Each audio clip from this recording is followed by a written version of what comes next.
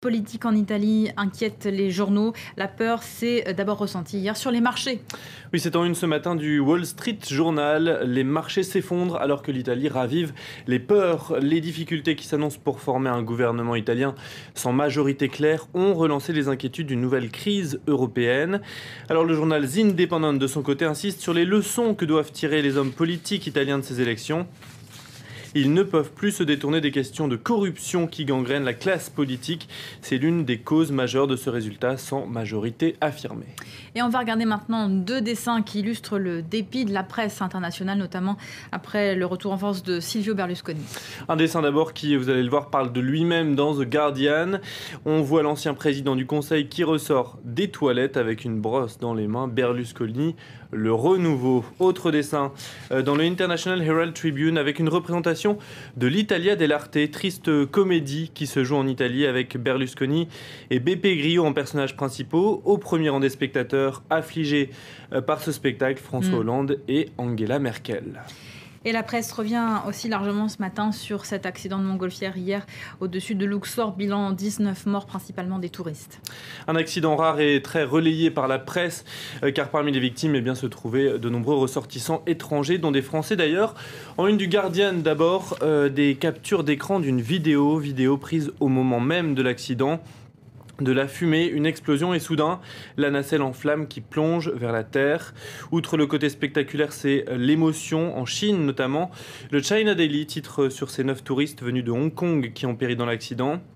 Photo de l'endroit où la nacelle est tombée, vous le voyez, dans un champ. Et photo également des responsables de l'agence de voyage chinoise qui avaient vendu ce séjour. Ils ont dû s'expliquer devant la presse.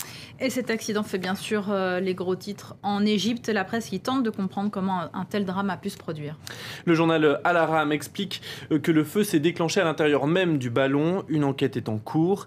Dès hier, les autorités sont venues sur place. Le ministre de l'Aviation civile a affirmé que la compagnie de montgolfière avait été contrôlée à plusieurs reprises, et ce, il y a peu de temps.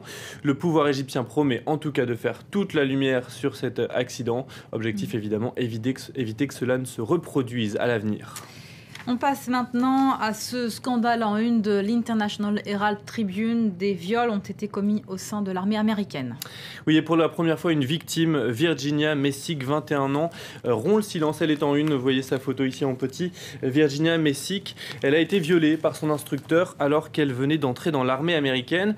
Alors au-delà de son cas, ce sont en fait 62 jeunes femmes, au moins 62, qui ont subi des agressions sexuelles dans la même base américaine, à Lackland, c'est au Texas, entre 2009 et 2012. Pour l'instant, 7 instructeurs sont passés devant une cour martiale, dont le sergent Walker, condamné à 20 ans de prison. Le voici, le sergent Walker. Si l'affaire a mis tant de temps à éclater, c'est que les jeunes filles ont souvent pris peur, n'ont pas su à qui en parler, puisque dans ce cas, leurs supérieurs étaient aussi leurs agresseurs. On termine avec un sujet plus léger, des hommes sur Mars. Ça reste pour l'instant de la science-fiction, mais peut-être pas pour longtemps.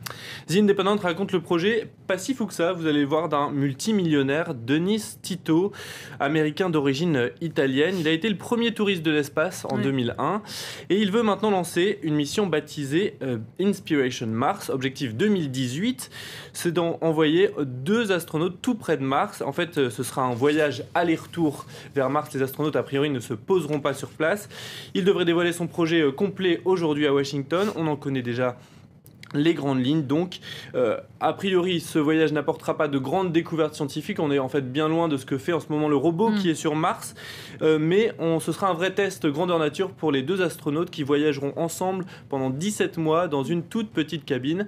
Reste encore le problème du financement, parce que même s'il est multimillionnaire, à lui seul, il ne devrait pas pouvoir financer l'ensemble de ce projet. Réponse donc ce soir à Washington. Il va peut-être lancer des appels aux dons alors. Merci beaucoup Pierrick, c'était la revue de presse internationale.